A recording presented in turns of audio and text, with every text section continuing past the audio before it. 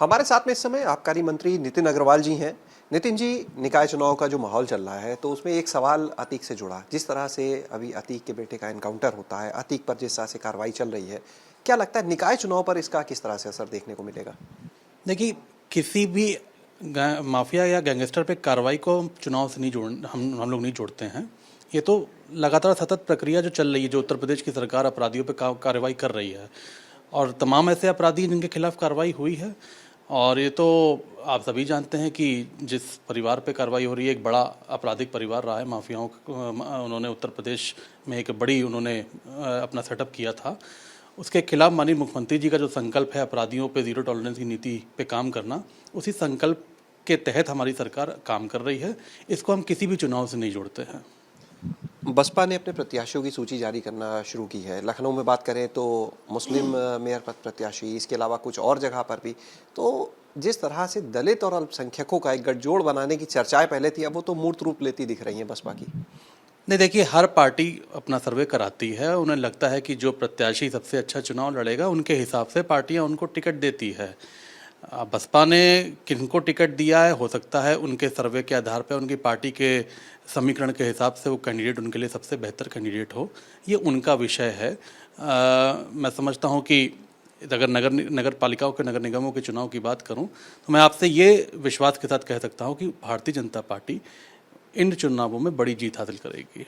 सपा आरोप लगा रही है कि बसपा भाजपा की बी टीम के रूप में काम करती है, इसलिए प्रत्याशी चयन में भी वो देखने को मिल रहा है। शायद तभी समाजवादी पार्टी और बहुजन समाज पार्टी ने मिलकर चुनाव लड़ा था बीजेपी के खिलाफ 2019 में, अगर आपको याद हो, लोकसभा का चुनाव। देखिए, कौन किसकी बी टीम है, कौन किसकी ए टीम है, हमें इस सब में नहीं जाना चाहिए। चुनाव में जीत हार जनता तय करती है। जनता जिसके साथ होती है उसकी जीत होती है। और आज उत्तर प्रदेश की जनता, भारतीय जनता पार्टी हमारे नेतृत्व के साथ खड़ी हुई है। उनको विश्वास है आदरणीय मोदी जी और योगी जी के नेतृत्व पे। शायद यही कारण है कि हम 2014 से लगातार चुनाव जीतते चले आ रहे हैं और इस चुनाव में भी भाजपा बड़ी जीत हासिल करेगी। सपा अध्यक्ष अखिलेश यादव जी और सपा विधायक शिवपाल यादव जी, यानी चाचा भतीजे का मिलन तो हो गया, लेकिन जो निकाय चुनाव है, लखनऊ में पार्षद की सीटें फंसी पड़ी हैं। चर्चा चल रही है कि शिवपाल जी अपने लोगों के नाम भी दे रहे हैं, कई वार्ड में फाइनल नहीं हो पा रहे नाम के, किसको प्रत्याशी बनाए। उधर रामगोपाल जी, तमाम सूत्रों की बात आ रही है कि वो नाम दे रहे हैं। तो क्या स्थिति आप समझते हैं?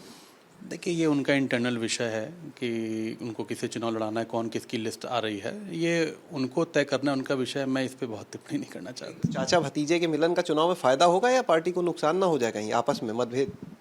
अब देखिए, ये उनका पारिवारिक मामला है। अब वो उनका मिलन हुआ है कि नहीं मिलन हुआ है, वो तो वही जान सकते हैं, वही बता सकते हैं, तो शिवपाल जी बता सकते हैं। लेकिन मुझे लगता है कि उससे कोई फ़र्क नहीं पड़ता है। समाजवादी पार्टी की क्रेडिबिलिटी जनता के बीच में ज़ीरो हो चुकी है, ख़त्म हो चुकी है, क्योंकि इनकी 5 साल की सरकार उत्तर प्रदेश की जनता ने देखी है। और अभी मुझे याद है, हाउस में अखिलेश जी एक भाषण में क्रेडिबिलिटी की बात कर रहे थे। तो मैं कहना चाहता हूं कि सपा की क्रेडिबिलिटी उत्तर प्रदेश के जनमानस में ज़ीरो है।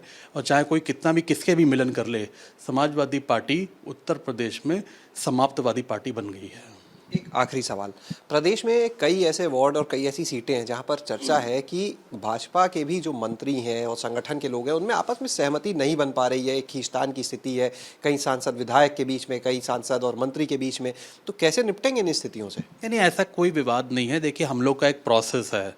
स्क्रीनिंग कमेटी गठन की गई थी। स्क्रीनिंग कमेटी ने कुछ नामों पे सहमति दी की थी। उसके बाद हर जिले में कोर कमेटियां बैठी थीं। उसमें सभी माननीय विधायक, सांसद लोग बैठे थे, प्रभारी मंत्री वो गए थे।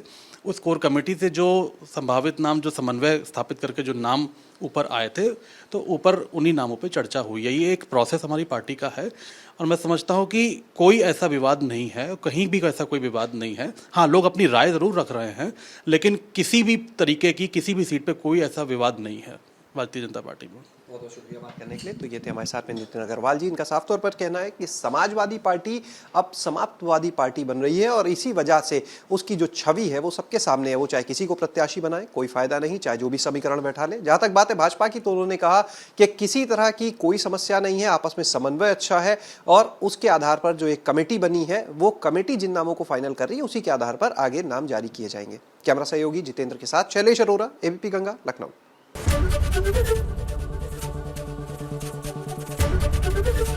एबीपी गंगा, खबर आपकी, जुबान आपकी।